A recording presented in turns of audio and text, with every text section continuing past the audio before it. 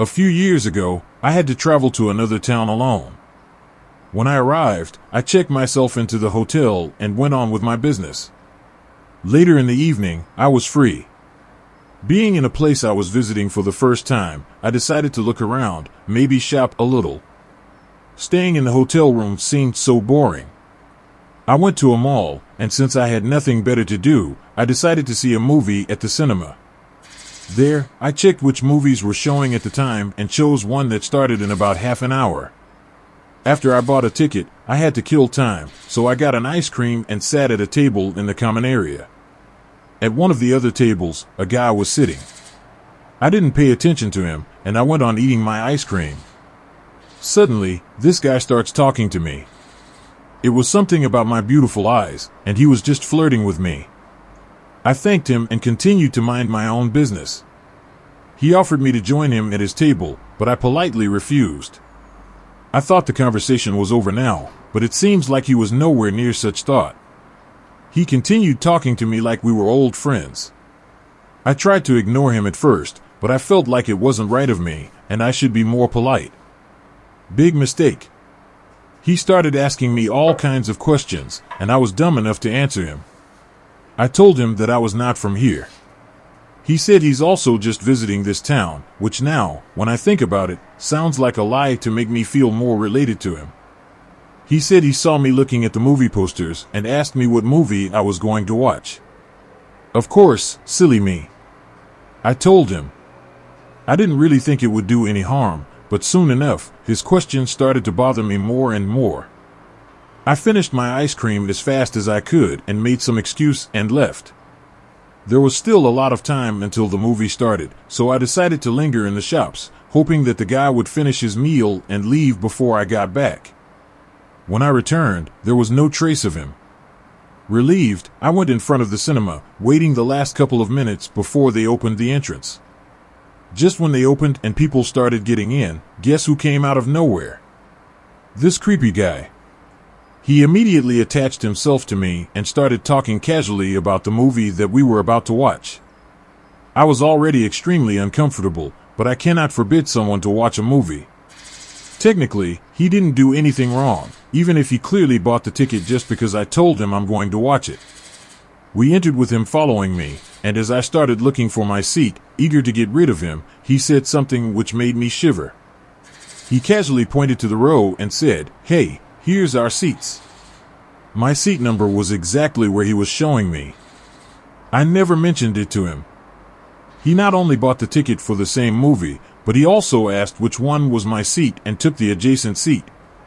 I have no idea why the cashier would give him that information. Maybe he lied to her that he's my friend or even boyfriend. I froze at the beginning of the row and calmly said, "Go ahead." He continued towards the seats, but I didn't follow him. I sat right there at the very last seat of the row, close to the exit. There were not many people in the cinema, so there was a small chance that I took someone else's place. Luckily, he didn't move. Maybe he finally realized that it's not going to happen. At the end of the movie, I bolted out of there, scared that he might follow me. I haven't seen him ever since. Today, I decided to take my two children, 5 and 8, to go see a Sunday matinee at the movie theater. The Secret Life of Pets 2 is nearly out of theaters, so we decided that would be our best bet to beat the crowds. We went to the 11:55 a.m. showing and stepped in a bit late to find out that we had the theater all to ourselves, and my little kids were thrilled.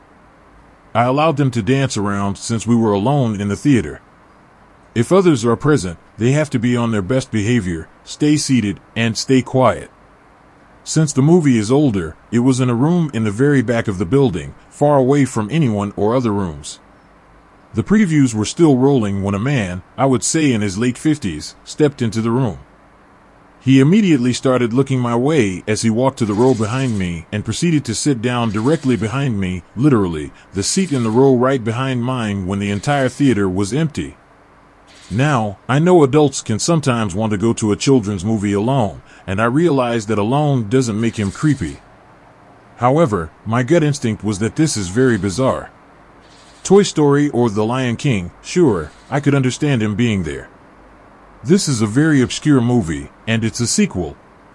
Beyond that, why would anyone sit right behind me, knowing it might look odd that they are even present at this movie on a Sunday morning? I immediately got up. I'm about 6 foot tall, and I'll admit I wanted him to see that I'm no easy target. I moved to the other side of my children and turned so I was facing him. He looked pretty uncomfortable since entering the theater and was very fidgety. His foot was tapping, and I quickly snapped a picture of my kids with the camera focused on them. I moved my daughter to my lap so she was out of his reach and was racking my brain on my next move. We were in the very back of this building with the sound blasting, and I had 2 small children with me alone in a huge room with only one door leading out with this stranger. This guy was obviously a creep. You could just tell by his behavior and body language. I thought about complaining to management, but what was I even going to say? I mean, technically, he has every right to be there, so I just kept my eyes on him. The movie started, and he watched for a moment, glancing my way and at the screen repeatedly, with his legs still bouncing nervously. I started to form an exit plan in my mind a minute or two into the film, and he got up and hurriedly raced towards the door. I waited a few, hoping he wouldn't return, and he didn't. I'm sure I was making him uncomfortable. All I could think was, why would he sit directly behind me in this huge theater room? I wasn't even in the center of the theater, and my placement with the kids was very random and not an ideal spot to sit. He could have grabbed me from behind and run with my kids. He could have been a pervert who wanted to take care of himself while watching my children and me. He never returned, but I'll never forget how he looked as we left. I stopped by the desk to speak with the manager and another employee. The first thing they said after I showed them his picture and paused was, there were only 3 tickets sold to this movie, and we don't recognize him. Someone who was at one of the other movies. Either those 3 tickets were for me and my children. The theater complex was completely dead. He had to walk by literally every other movie in this huge movie complex to get to the room this one was in. It was late morning, and literally most of the other movies all started at this time. Trust your instincts, even if you offend someone. I've learned the hard way you have to go with your gut. I don't know what could have happened today, and I still have chills thinking about it. It could have been someone movie hopping, but many other films started at that exact time. His seat choice and nervousness tell me otherwise. It was a pretty average day. I met up with some friends, played a few games, and basically just goofed around. My girlfriend and I had made plans to go see a movie that night, which was the weekly norm for us. We're both avid moviegoers, so any chance to hang out and do what we loved was always fun. This particular night was the release of John Wick 3, and both of us were super fans, so we were pretty excited. I purchased the tickets in advance in case the theater was full. We showed up, and my GF brought the snacks as usual, and we went into the theater. It was decently crowded, as expected on an opening night. We found seats in the back in case things became a little dull, and we decided to enjoy each other's company, per se. But we were surprised to find a thin, sickly-looking man sitting further down the row. We didn't take notice of him for a while as he just seemed normal, and we tried to enjoy the movie. About halfway through, I needed to use the restroom, and I excused myself, telling my girlfriend I'd be back in a few minutes. As I walked down the stairs, I noticed on the opposite side of the room that he was making his way down the stairs as well. Again, this didn't strike me as odd. I like to give people the benefit of the doubt and assumed he needed to use the restroom too, or maybe get popcorn or something. I went into the bathroom and did my business, but as I walked out, I noticed him waiting at the exit. As I passed by, I heard him say, "Your friend is pretty. Can I have her?" I did a double take and said, what? He made eye contact and replied, "You know she's beautiful, so how much do you want for her?" I very forcefully told him that she was not for sale and not property, then told him to stay far away from us or that I would call the police. He told me that he would wait near the exit just in case I changed my mind. I returned back to my seat, but my girlfriend could immediately tell something was wrong based on the way I looked. I told her that the guy who sat near us earlier was just being creepy, but didn't tell her what he said because I didn't want to upset her. The movie ended, and as we got up, I remembered what the creep had said about waiting near the exit. I asked one of the staff members if they had seen the guy wandering around based on my description, but they hadn't. My girlfriend then knew something was up, so I told her about what he had said. We both decided that it was best to just try to get to my car, so we made our way out of a side exit to the parking lot. About halfway to our car, I heard a voice yell, "Hey, wait up!" I glanced around and saw the same man running at us, and he had something in his hands, but I couldn't quite make out what it was. I told my girlfriend to run, and we both sprinted for the car. I unlocked it, and we hopped in. The guy caught up and tried to force his way in, but by that time, I'd already locked the car. My girlfriend had already started dialing the police, and I started to back my way out of the parking lot. We drove for a minute before hearing police sirens. 2 squad cars pulled up, and one went in the direction of the man as another officer stopped to talk with us more about the situation and what happened. The guy was eventually caught, and he was holding a screwdriver. He even admitted to the officer that he planned on attacking me and my girlfriend. The night was a huge wake-up call to us both, and we saw that the world isn't all perfect. Back in high school, my friends and I would love to go to our local movie theater that was situated inside our shopping mall. We usually traveled in big groups, but this time it was only my friend Alex and me. We picked a late-night showing of some obscure movie. I can't recall the name because this happened years ago, but we arrived on time and found our seats. Since the showing was so late and it wasn't a box office hit, the theater was pretty empty. We situated ourselves in the middle where we could get a perfect view of the screen. Strangely enough, a couple that arrived late decided to sit in our row with only 2 seats between us and them. Alex and I exchanged confused looks, and then we just shrugged it off, figuring it was solely because we had prime viewing seats. As the theater got dark, things got a little bit weird. The woman of the pair kept looking over at us every few minutes. The first few times, I figured she was just a nervous person and maybe adjusting to her surroundings. Yet, maybe an hour into the movie, she just kept the pattern up. She wasn't even discreet with her staring because she turned her head completely towards us. I could see her entire face. I can still see it in my head today when I imagine it. I nudged my friend and told him about the girl staring, and he whispered that he noticed too. At this point, I was feeling very anxious and almost wanted to leave the movie early. My friend didn't want to, though, so I decided staying with him was much safer than leaving alone, and I was his ride home too.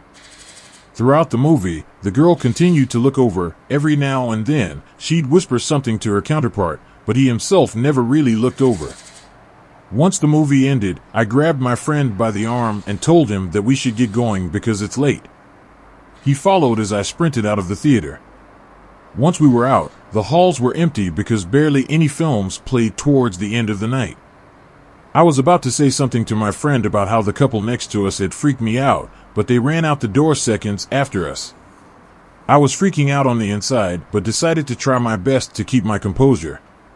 My friend was definitely aware of them closely following us out of the theater, but he isn't the type to be confrontational, so we just speed-walked to my car. Once we got in the car, my intuition told me just to get out of the parking garage as fast as I could. I saw the weird couple make it to their car, which was on the same parking garage level as us.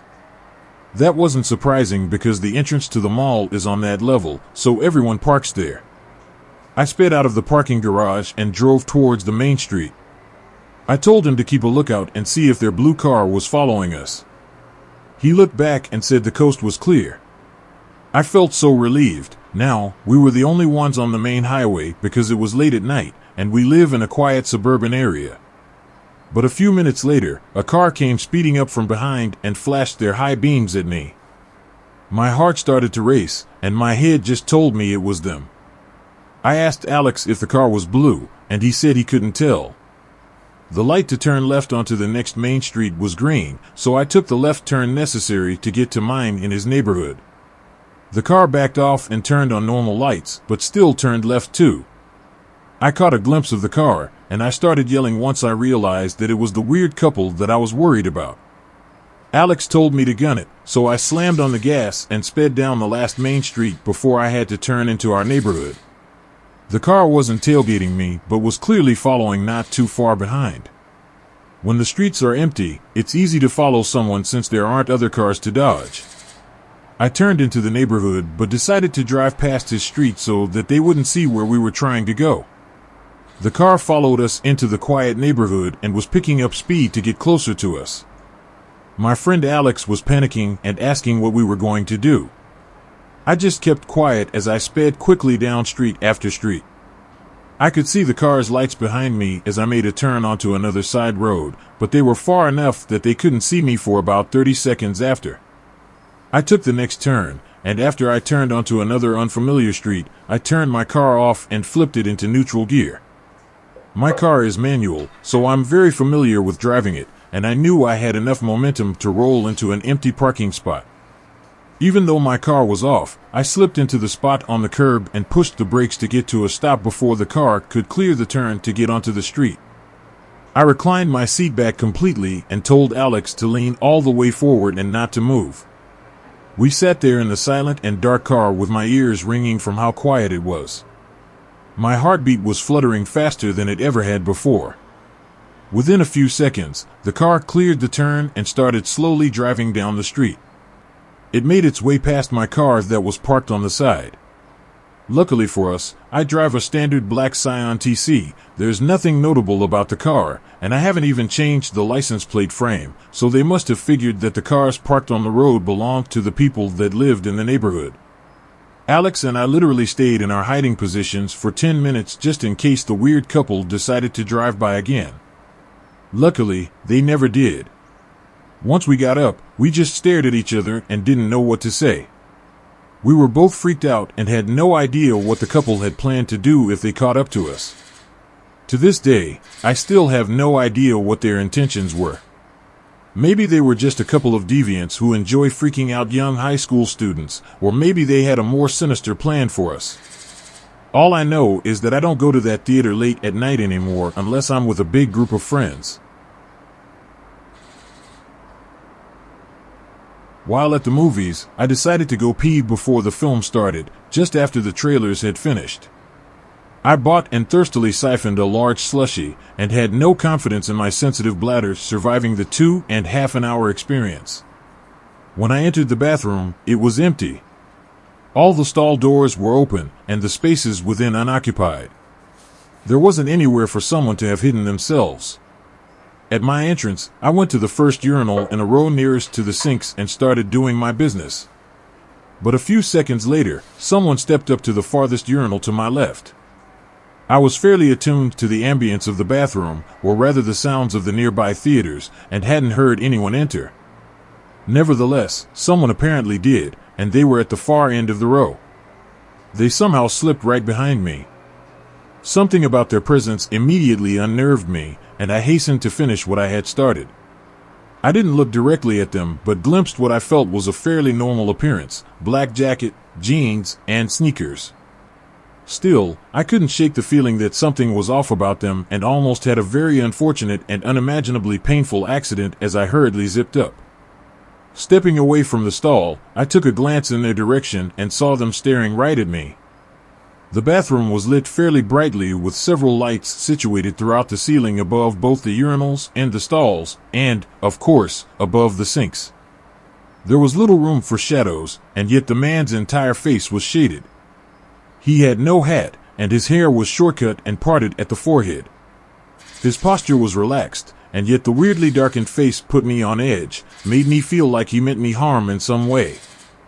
I nervously laughed, unsure of what else to do, and stepped back, half turning toward the sinks, wanting to keep him in my peripheral vision.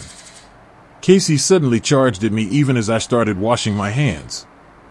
He remained standing by the urinals, face still hidden by some sourceless shadow. I looked away for a single second, maybe half a second, a habitual glance at my reflection to assure that there were no crumbs or crud on my face. Upon returning toward the man, I saw that he had somehow disappeared in that brief moment.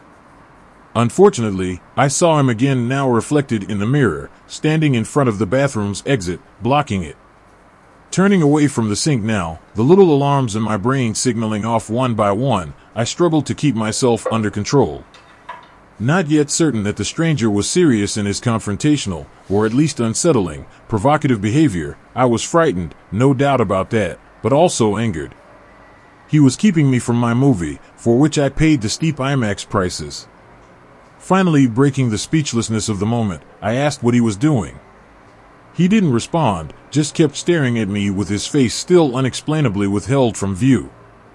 Had I not sensed something uniquely off about this man, I might have tried pushing him aside. But there was something so inexpressibly eerie about his presence, so fundamentally wrong. I decided to instead do something pretty ridiculous. I took out my phone, and with the camera's flash activated, I took a picture of him. The plan was to threaten him with some sort of legal action if he didn't get out of my way, having the picture of him blocking the bathroom door as evidence of his arguably hostile behavior. The man didn't flinch at the camera's flash or make any moves or gestures to indicate that he had an issue with the picture, which I, of course, found unnerving. But what I found absolutely terrifying and what set me running for one of the stalls was what I saw on my phone screen. In the picture, the man's face wasn't covered by darkness, everything else was dark, and only a shockingly white face showed clearly. Its eyes were two leaking pools of black, which joined with the equally black mouth at the bottom of the chinless face. There was no nose, only those three portals of dripping molten darkness. The almost lustrous ivory face seemed to float amidst the pitch-black background, a hovering, spectral visage of unwholesomeness. I locked myself in the middle stall, my usual preference under less terrifying circumstances, and crouched atop the toilet. Just then, the lights of the bathroom went out all at once. A soft noise arose, raspy, stuttered breathing like that of some mummy newly arisen from its age-old tomb. Few breathless on my part moments later, there was a sound to my right at the first of the 5 stalls. I heard the sound of shadowing porcelain and splashing water, which in the oddly acoustic confines sounded thunderous. Another second passed, and I heard the same sounds from the next stall, the one immediately to my right.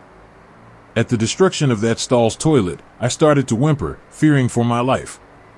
Then, with a scream more horrific than anything I'd ever heard, the door of my stall was nearly broken off its hinges as something crashed into it. 3 more screams rang out, each followed by a stall-shaking impact. Somehow, through the mercy of God or the architectural aptitude of the bathroom's designers, the stall door held. The screaming, assaulting horror eventually relented, moving on to inflict its insane violence against the other 2 remaining stalls. Their toilets were mercilessly smashed to bits. At the completion of the violence, the lights came back on.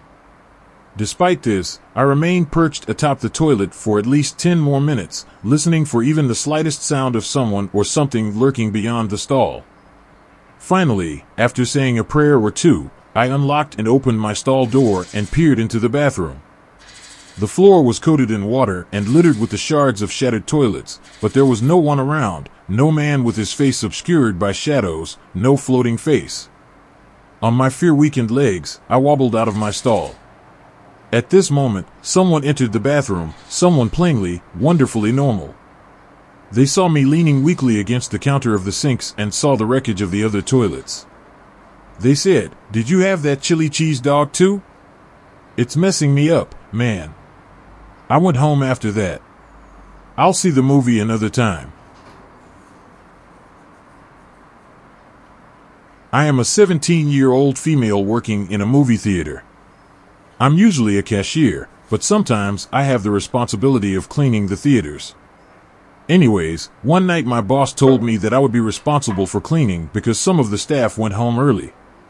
I was a little bit annoyed because I was super tired, and the time was already 12:34 a.m. But I needed the money, and I only needed to clean 3 theaters. I packed up my cleaning supplies and made my way to Theater 12. I opened the door and started sweeping up all the popcorn and then wiping the seats. I then threw away all the empty cups, and after 15 minutes or so, I was done. I packed up my supplies and started walking towards Theater 16. I cleaned up all the spills and popcorn grease that was on the seats. After 20 minutes, I was done cleaning that one. I then walked to Theater 4, opened the door, and started sweeping up the popcorn on the floor. As I was sweeping, I heard a giggling sound. Right when I looked up, the giggling stopped. I looked around, but I didn't see anyone. My throat yelled, "Is anyone in here?" But no one answered. So, I yelled, "No one is supposed to be here." I was getting annoyed, but I decided to forget about it and started wiping the seats in the first row. After a few seconds, I heard the same giggling sound. I stood there and listened. At this point, I was just getting pissed off. The giggling slowly started turning into cackling. I was creeped out, but I was also mad. I had to yell out in an angry voice, "Who's there?" but I got no response. I started walking up the stairs, and as I was walking up, the sound got louder and louder. I was getting more and more scared. I started thinking of the worst. I was no longer mad because all the anger was replaced with fear. Right when I got to the 10th row, the cackling stopped. I was super freaked out. I held my breath so I wouldn't make any noise. Then I started to turn around because I was really scared and wanted to just get out of that theater. But right when I turned around, I heard the laughing again.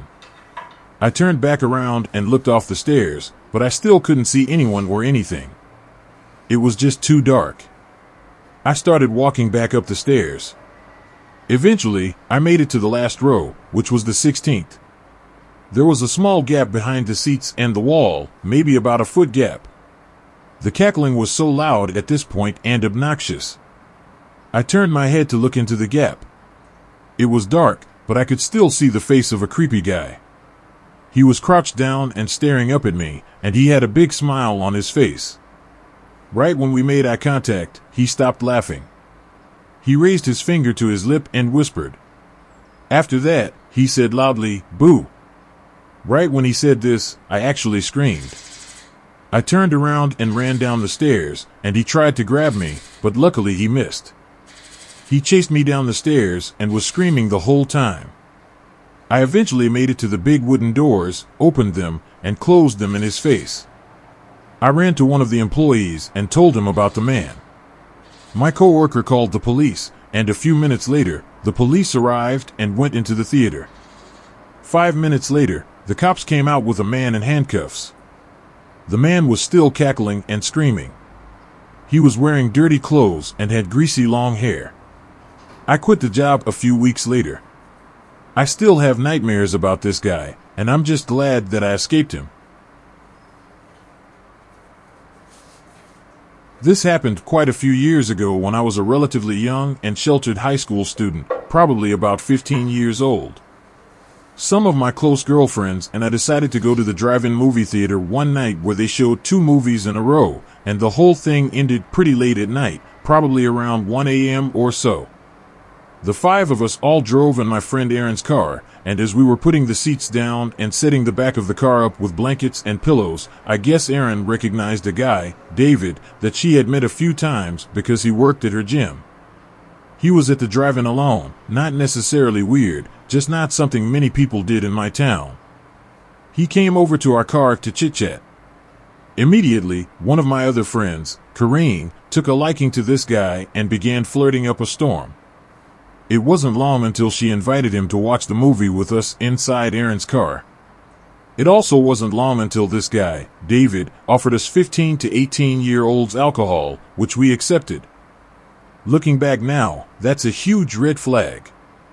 I was wary of this David character as he appeared a lot older than us, maybe mid-20s, and gave me somewhat of a weird vibe.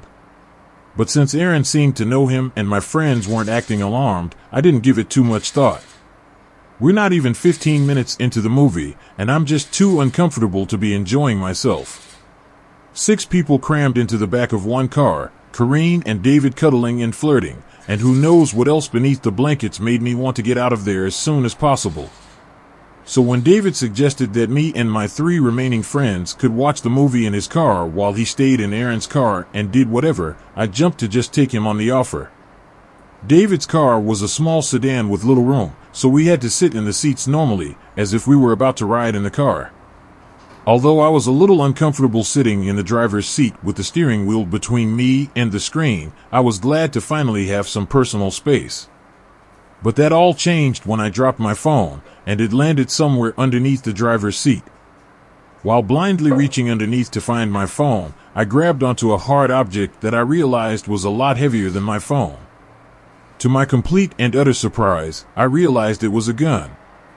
I'd never seen a real-life gun before at that point in my life, so it could have been fake or a BB gun or whatever else, but it looked real, felt real, and was hidden underneath the driver's seat for easy access. It freaked me out because even if it was a fake gun, what could he be intending to use it for besides intimidation?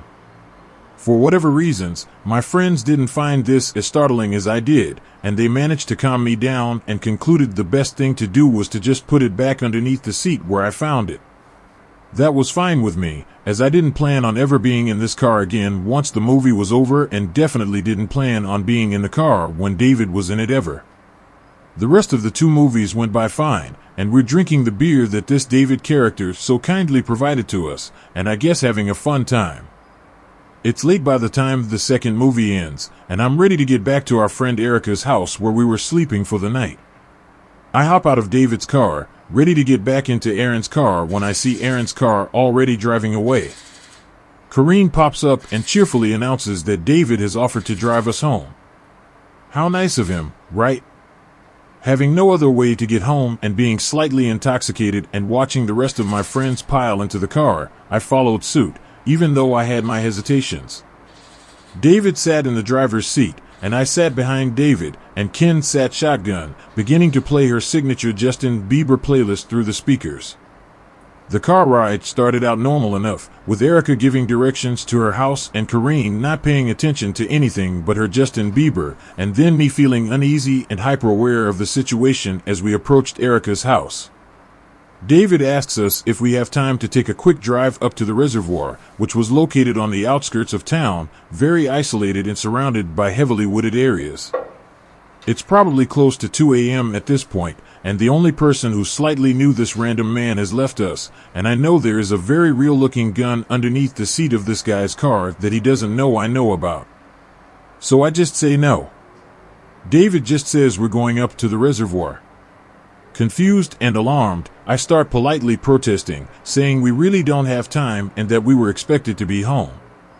But with every word I say, David turns the volume of the music up louder and louder, drowning out my voice, obviously ignoring me as he starts to head up the long dark road that leads to the reservoir. So I go into panic mode, annoyed that none of my friends are doing anything, especially Corrine, who is still singing along to the songs.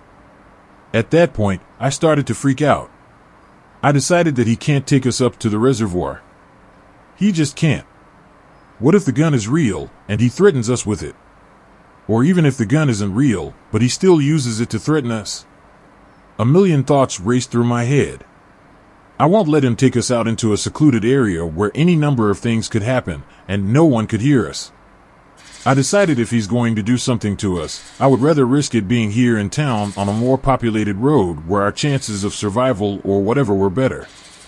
So I literally freaked out. All sense of politeness I felt I needed to have is gone. I start kicking the back of his chair with both of my feet, screaming at the top of my lungs that he needs to take us back now. I roll down the window and start shouting, trying to cause a scene, doing anything I can to try to stop this man from driving us up to the middle of nowhere. I don't stop kicking and screaming until he relents, almost scoffs, and says fine, as if I was some crazy lady completely overreacting to the situation. But I don't care what he thinks. I'm just relieved that he has turned the car around and is actually taking us back to Erica's house. Once we get there and I run out of the car, we wake up Erica's parents to let them know what happened. Since this guy now has one of our addresses, I didn't sleep that whole night, and my friendship with Corrine was damaged from her putting me in such a terrifying situation just because she had the hots for this guy.